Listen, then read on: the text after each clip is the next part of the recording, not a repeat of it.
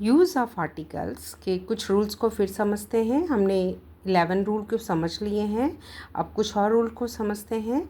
जब दो adjective and से जुड़कर किसी सिंगुलर कॉमन नाउन हो, दो एडजेक्टिव है नाउन से जुड़कर इंडिकेट क्या कर रहा है, सिंगुलर कॉमन नाउन हो, तो और उससे सिर्फ एक ही व्यक्ति, वस्तु, जानवर या किसी चीज़ का बोध हो, तो पहले एडजेक्टिव के पहले द लगेगा।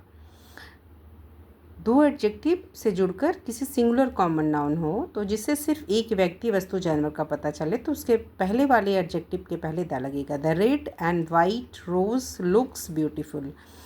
तो यहाँ पे एक ही गुलाब है जो रेड एंड वाइट है, तो the red and white rose looks beautiful, एक गुलाब है। दो एडजेक्टिव्स, दूसरा रूल है, दो एडजेक्टिव एंड से जुड़कर किसी सिंगुलर कॉमन नाउन के पहले यूज़ हो, तो इससे अलग अलग व्यक्तियों या वस्तु या भाव का बोध हो, तो दोनों एडजेक्टिव के पहले द का यूज़ होगा, जैसा हमने ए और एन के केस में देखा था। तो the red and the white rose look beautiful. तो यहाँ दो गुलाब है, एक लाल रंग का है और एक सफ़ेद रंग का है, जो देखने में अच्छा लग रहा है। एंड अब दूसरा रूल देखिए, नेक्स्ट रूल देखिए, एंड इज से जुड़कर दो सिंगुलर नाउन से एक ही व्यक्ति या वस्तु का बोध होता है, तो फर्स्ट सिंगुलर नाउन के पहले एन का यूज़ होता है, जो हमने पहले भी देखा है। ए क्लर्क एंड ए कैशियर, एक ही व्यक्ति है जो क्लर्क भी है और कैशियर भी है।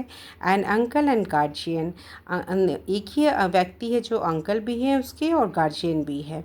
ए का मतलब, दूसरा रूल देखिए, नेक्स्ट रूल देखिए, A is equal to some certain, some या सर्टेन, कोई अज्ञात, कोई इंसान अज्ञात जिसको आप नहीं जानते। जैसे a mister Ramesh wants to talk to you, कोई मिस्टर रमेश आपसे बात करना चाहता है लेकिन आप उसको नहीं जानते, तो इस मतलब में भी ए का यूज़ होता है जब कोई अज्ञात हो, कोई हो, सम सर्टेन के मीनिंग में।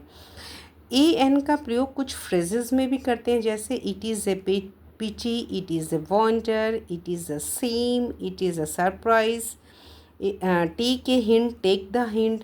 तो ये कुछ यूजेस हुए आर्टिकल्स का, किस जगह पे हम द यूज़ करेंगे और कब हम ए और एन को यूज़ करेंगे। तो ये रूल्स हो गए, 13 रूल्स अभी तक हमने सीख